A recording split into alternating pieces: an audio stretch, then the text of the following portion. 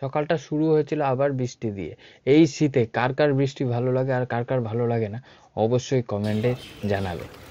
আর আজকে একটা ঘটনা হয়েছিল, যেটা এই লোকটা নদীতে সাঁতার কাটার সময় নিজের গামছা হারিয়ে ফেলেছিল এবং জয়প্রকাশ তাকে একটা গামছা দিয়েছিল। কার কার স্নান করার সময় গামছা হারিয়েছে কি অবশ্যই করছিস? আর একবার কমেন্টে বলবে। হ্যাঁ, কি করছিস? কেন?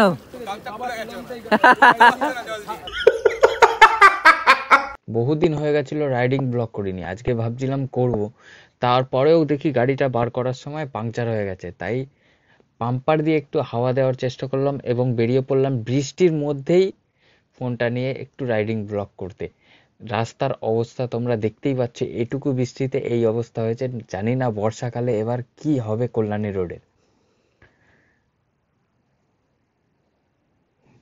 তাও এই বৃষ্টির মধ্যে তোমাদের জন্য রিয়াকশন ভিডিও নেওয়ার চেষ্টা করেছি। যদি ভিডিওটা ভালো লাগে অবশ্যই লাইক করো। বললাম না বড় কাস্টমার এসছে,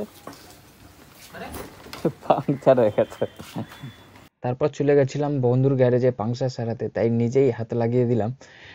চেষ্টা করলাম যে পাংচারটা ঠিক করতে পারি কিনা। পাংচারটা খুঁজে পেয়ে গেছি এবং এটাকে ঠিক করার প্রসেসটা তোমাদের দেখাবো কি করে হয়, তাহলে তোমরা সহজেই নিজেরাই ঠিক করে নিতে পারবে।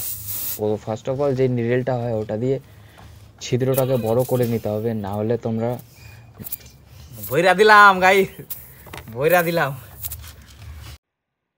এই রবারটা গিয়েই ওই ছিদ্রটা জ্যাম করবে আর তোমার লিকটা ঠিক হয়ে যাবে। দেখো কিভাবে করছি, খুবই সহজ পদ্ধতি, এতে কোনো কিছু নেই। এটা হচ্ছে ওই রবার হোল্ডারটার মধ্যে দিয়ে এবার চেপে ওই ছিদ্রটার মধ্যে আটকে দিতে হবে, ব্যাস এটুকুই কাজ।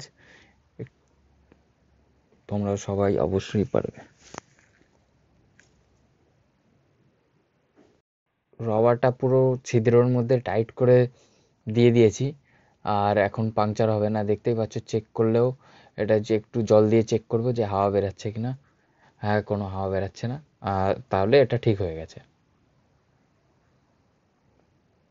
के कौन कौन अपने बाइक में घुसाए हो वो जरूर कमेंट में बताना। नेडल नेडल टायर में।